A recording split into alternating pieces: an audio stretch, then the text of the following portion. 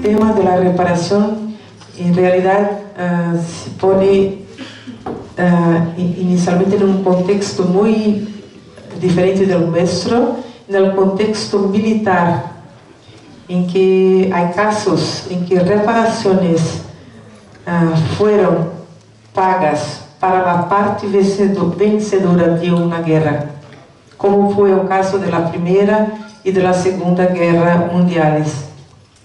En el sentido de reparaciones para víctimas de injusticias y violaciones de derechos, podemos referir casos involucrando diferentes grupos de víctimas en diversos países.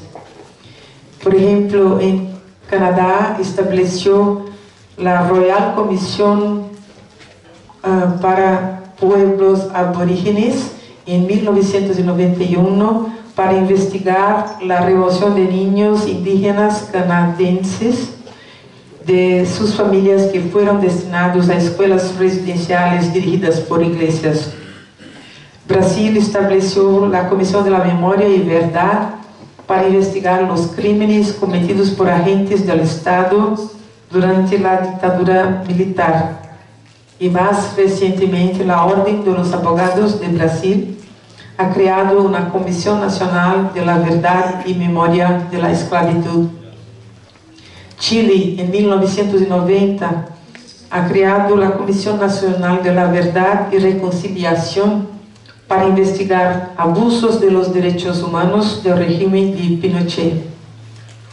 Esta comisión ha documentado desaparecimientos, ejecuciones políticas y tortura. La Corporación Nacional para Reparaciones y Reconciliación ha recomendado reparaciones incluyendo pensiones mensuales, beneficios educacionales para hijos de desaparecidos, isención del servicio militar y prioridad de acceso a los servicios de salud. Por otro lado, la Comisión sufrió críticas con respecto a la protección de los perpetradores y al no reconocimiento de todas las víctimas. Guyana en 2007 ha solicitado reparaciones a países europeos por la trata de esclavos. Recientemente, actores no estatales tienen demandado devolución de tierras como reparación. Fue el caso de aborígenes en Australia, los mayores en la Nueva Zelanda y europeos del este que perdieron sus tierras para gobiernos socialistas. La lectura del programa de este encuentro, Taller Internacional, apunta para los avances del debate acerca de las reparaciones que está se desarrollando en Colombia en el interior del proceso de paz. La definición de reparación colectiva y su ámbito, de quiénes son los sujetos colectivos y las situaciones que dan lugar a tal reparación, son un ejemplo de los avances conceptuales que están siendo realizados acá. Para tenermos una idea preliminar de la riqueza y complejidad del proceso que ustedes están viviendo, podemos presentar algunos párrafos que documentan el debate que tuvo lugar en el proceso de la Conferencia de Durban en 2000 y 2001, que se quedó registrado en los documentos respectivamente de la Conferencia Regional de Santiago, la Conferencia Regional de África y la propia Conferencia Mundial de Durban. En la Conferencia de Santiago, que se realizó en Chile en diciembre de 2000, hay un único párrafo en que se habla la palabra reparación, y que es el párrafo 68, que dice: recordamos el deber jurídico de los estados de realizar investigaciones exhaustivas, prontas e imparciales sobre todo acto cometido por motivos de racismo, discriminación racial, xenofobia o otras formas conexas de intolerancia, así como de sancionar a los responsables conforme al derecho y de velar para que las víctimas de estos actos reciban una pronta y justa reparación. Entonces, como ustedes pueden ver en este único párrafo de la Conferencia de Santiago que se refiere a reparación, no se está haciendo referencia a comunidades y pueblos afectados por la esclavitud. Se está hablando de hechos en general de discriminación y de racismo. Entonces, podemos decir que el documento de Santiago en realidad no ha debatido el tema de reparaciones históricas. Yo pienso que quizás eso fue el resultado de una, que yo me recuerdo, me corrijo si estoy errada, pero me parece que los países del Caribe no tuvieron una presencia muy fuerte en la conferencia regional. No sé si es verdad, yo pido que ustedes me corrijan o confirmen mi impresión. Porque había, y yo creo que ainda hay, un nivel muy diferente de debate acerca del tema de reparación dentro de la región de América Latina y Caribe. Hay un nivel de diferencia muy grande entre los países caribeños y los países del continente de América del Sur y América Central, ¿no? Por otro lado, en la conferencia regional de África, la conferencia de Dakar, hay 10 párrafos, 6 párrafos en la parte de la declaración y 4 párrafos en el programa de acción de la conferencia de África.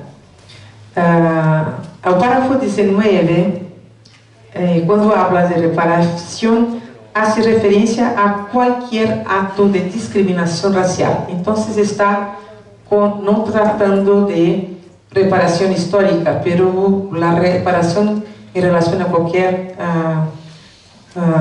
situación de discriminación y racismo.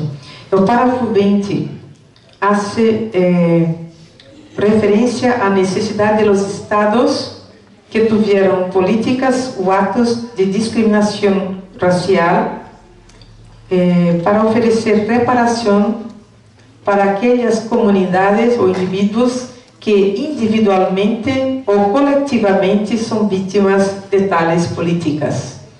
Entonces, ya se introduce la idea de discriminaciones colectivas, ¿no? En el párrafo 3 del programa de acción de la Conferencia de Dakar, propone un fondo de reparación para el desarrollo. Me gustaría mencionar que este debe ser un tema que debe estar en el topo de nuestra agenda. Estamos en la década internacional de los afrodescendientes y yo creo que ese debe ser uno de los temas que tenemos que pelear. No hay política pública sin recursos. No es posible avanzar en el combate al racismo, en la promoción de la igualdad, en el acceso a reparaciones, si no tenemos recursos específicos definidos para eso. El párrafo 5 dice que sobre una base colectiva, tal reparación debe ser una forma de políticas mejoradas, programas y medidas adoptadas pelos estados que beneficien materialmente las comunidades y pueblos afectados por medio de acciones afirmativas. Entonces, esta es una vertiente, ¿cómo se dice eso? Vertiente importante del tema de las reparaciones. ¿Cómo las concebimos, ¿no? Una posibilidad es justamente conceber la reparación en la forma de políticas públicas, de programas que deben ser desarrollados, ¿no? Además de la posibilidad de una reparación financiera, en un monte de dinero, pero quizás la forma más importante de concepción es la forma de programas de largo plazo, de tal forma que en cuanto las diferencias persistan, hay la necesidad de la continuidad de los programas con el objetivo de la reparación, ¿no? Entonces, yo quería ahora leer lo que yo creo que es uno de los más importantes párrafos de la Declaración y Programa de Acción de Durban, que es justamente el párrafo 158 del Programa de Acción, que dice: la conferencia reconoce la necesidad de elaborar programas de una nueva asociación basada en un espíritu de solidaridad y respeto mutuo en las siguientes esferas. ¿Hay alguna cosa? Acceso, no está en la orden correcta porque tuve problemas para el computador. Acceso a los mercados, intensificación de los esfuerzos para alcanzar las metas convenidas internacionalmente para las transferencias de asistencia oficial para el desarrollo y los países en desarrollo, nuevas tecnologías de información y comunicación para cerrar la brecha digital, agricultura y seguridad alimentaria, transferencia de tecnología, gobernanza transparente y responsable, inversión en las estructuras de salud para hacer frente al VIH-Sida, la tuberculosis y el paludismo, desarrollo de las infraestructuras nacionales e internacionales, tráfico ilícito de armas pequeñas y armas ligeras, trata de personas, en particular de mujeres y niños, desarrollo de los recursos humanos, incluido el fomento de las capacidades, educación, capacitación y desarrollo cultural, asistencia jurídica mutua para la repatriación de fondos obtenidos y transferidos ilegalmente de conformidad con los instrumentos internacionales, alivio de la deuda, en realidad esta era la primera cuestión, erradicación de la pobreza, creación, fortalecimiento de instituciones democráticas y fomento de las inversiones extranjeras directas. Este es el programa propuesto por Durban en relación a las reparaciones. Pero yo les pregunto, en el debate acerca de la situación de Colombia, en el proceso de paz, la superación de todas las violaciones actuales, pero que también tienen en su base las violaciones anteriores que vienen desde la trata de esclavos. Yo les pregunto, ¿hay gran diferencia entre esta propuesta, que es para la superación de los efectos de la trata y de la esclavitud, y lo que es necesario para que se pueda promover la igualdad? Quizás esto es un poco más complejo, un poco más amplio, pero ¿cómo en cierta manera podemos decir que un fenómeno actual tiene también fuertes raíces en la situación de las comunidades, ¿no? Negras acá en Colombia, de su situación de vulnerabilidad, y de vulnerabilidad a la guerra, y de su vulnerabilidad al tráfico y todos otros los problemas que ustedes están enfrentando?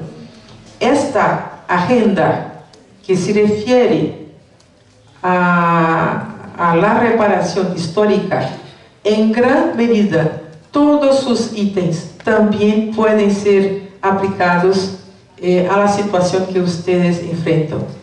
Pero lo que yo pienso que el potencial de riqueza del proceso que ustedes están viviendo en Colombia es justamente el construir el camino. ¿Cómo hacer la reparación? ¿Cómo avanzar en la superación de los gravísimos problemas que sus comunidades están enfrentando en el país?